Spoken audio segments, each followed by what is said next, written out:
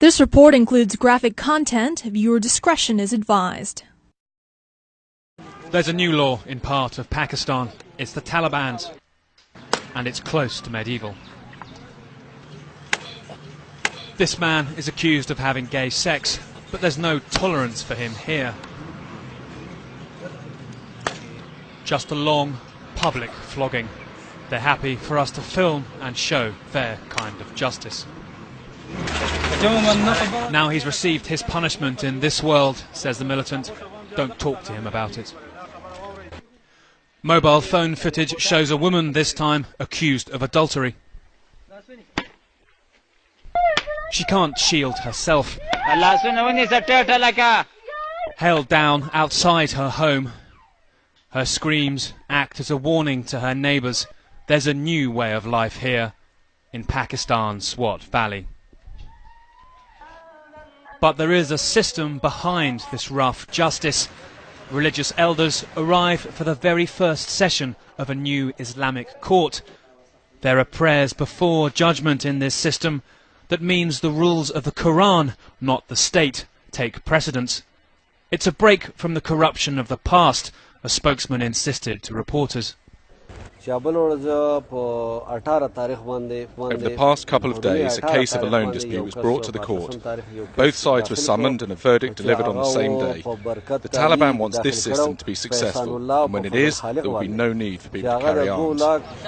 This was a police station, but now the Taliban sleep here. Their attacks forcing the police out and Pakistan's government into a peace deal under which the Taliban were allowed to have Islamic law here. 2 months ago, this picturesque valley was torn up by panic. An estimated 200,000 fleeing the army's advance against the militants.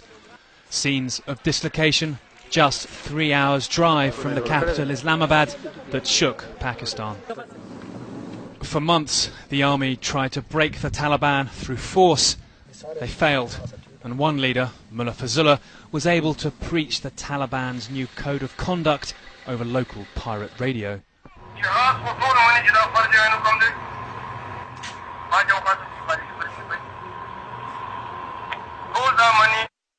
The voice of Mullah FM got his way. The battle for Swat began to symbolise Pakistan's struggle to remain a modern society. The Taliban here were levelling schools, the education of girls in particular, an anathema to their values.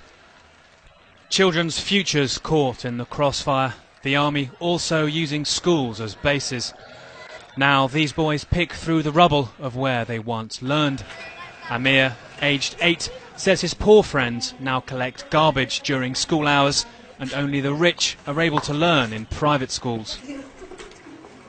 But the headmaster of one private school hopes peace and even Islamic law could bring some normality back to life here.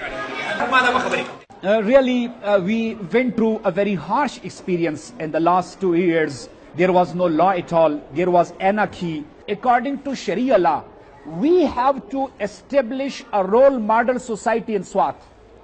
All the unemployed people should be given employment. All the uneducated people should be given education. All the deprived people should be given their basic rights. Then you can punish them according to Islamic law. You can cut a hand of the thief when he steals something. But this vision of an Islamic utopia begins to falter even in the local barber.